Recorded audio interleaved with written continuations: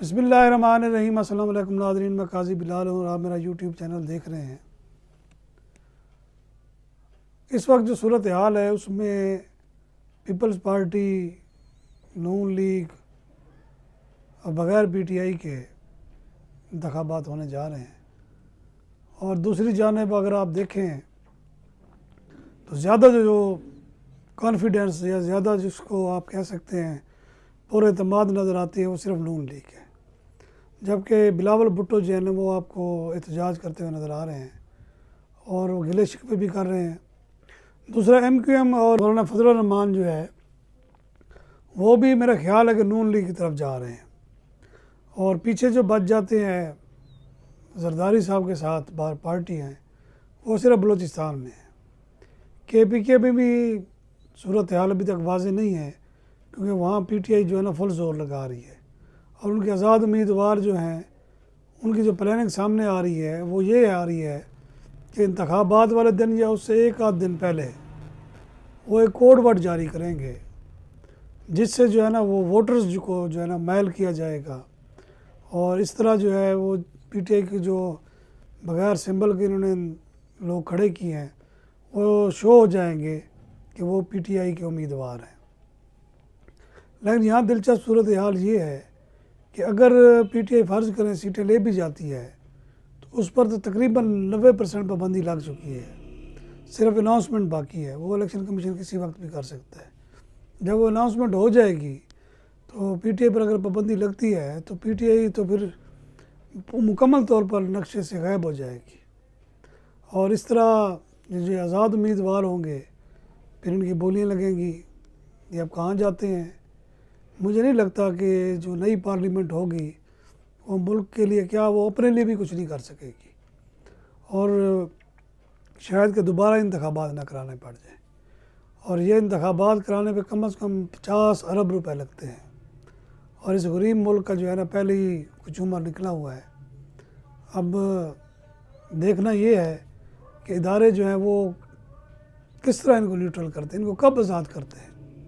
اگر ان کو آزاد نہیں کیا جاتا تو ملک میں اسی طرح بحرانی کیفیت رہے گی، کیونکہ اس وقت ملک جو ہے وہ تقریباً دیوالیہ ہونے کے قریب ہے، اور آئی ایم ایف جو ہے وہ اس کو سہارا دے رہا ہے کوئی قرضے کی صورت میں، اور یہ قرضے کی جو صورت ہوتی ہے اس میں پھر چیزیں گروی رکھنی پڑتی ہیں، اور ہم جو ہے نا میرا خیال موٹر وے سے لے کر پی آئی اے تک سب کو گروی رکھ چکے ہیں۔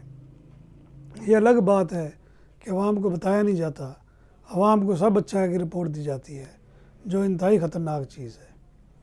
اب انتخابات اگر فرض کرے ہو بھی جاتے ہیں اور صاف ظاہر اکثریت تو کسی کو نہیں ملے گی، اگر دو یا اکثریت دے بھی دیتے ہیں کسی کو تو وہ پھر سروائیول اس کا کیسے ہوگا۔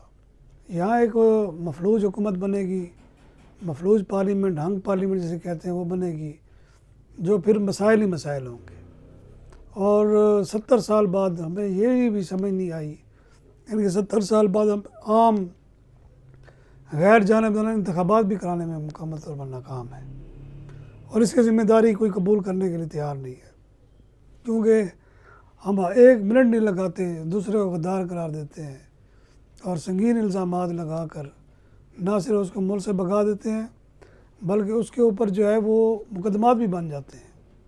اب دوسری جانب آپ دیکھیں چیئرمین پی ٹی آئی جو ہیں وہ جیل میں ڈٹے ہوئے ہیں، کبھی وہ کہتے ہیں جی میں سیاسی بندہ ہوں، مذاکرات کے لیے تیار ہوں، ادھر سے وہ کہتے ہیں کس سے مذاکرات کریں۔ اب وہ صرف اسٹیبلشمنٹ رہ گئی ہے جس سے مذاکرات کرنے ہیں، اور وہ بالکل تیار نہیں ہے۔ بڑے بڑے میمز بھی بنے۔ میرا نہیں خیال کہ کوئی بھی غیر جانبدار بندہ یہ کہہ سکے کہ اس وقت جو انتخابات ہوں گے وہ بالکل غیر جانبدارانہ ہوں گے، کسی قسم کی کوئی مداخلت نہیں ہوگی، اور جو رزلٹ ہوں گے وہ ساری جماعتیں قبول کریں گی۔ یعنی کہ آگے ایک فساد سا نظر آ رہا ہے، ایک ایسے اندھیرا سا نظر آ رہا ہے، یہ صرف پوری قوم کو اندھیرا نظر آ رہا ہے، اور اس اندھیرے میں انہیں کوئی بھی روشنی کی کرن نظر نہیں آ رہی۔ عدلیہ پر لوگ عدم اعتماد کر چکے ہیں۔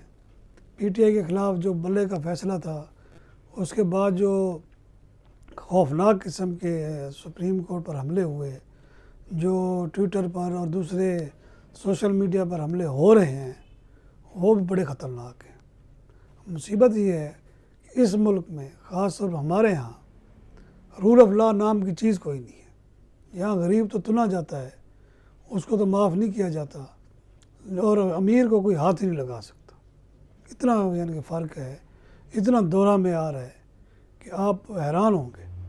اور اسی وجہ سے ملک ہمارا نہ صرف پیچھے رہ گیا ہے بلکہ تباہی کے دہانے پر پہنچ چکے ہیں۔ ہم لوگ کہتے ہیں جی آپ اچھی باتیں کریں، اچھی باتیں کرنے کے لیے ہم تیار ہیں، لیکن ہمیں کوئی سامنے سے اچھائی بھی نظر آئے۔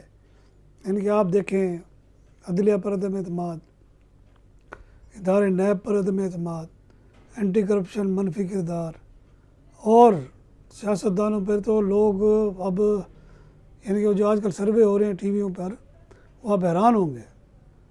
یعنی کہ جن کے حق میں ہوتے ہیں وہ دکھا دیتے ہیں، جو مخالفت میں ہو اس کو اڑا دیتے ہیں۔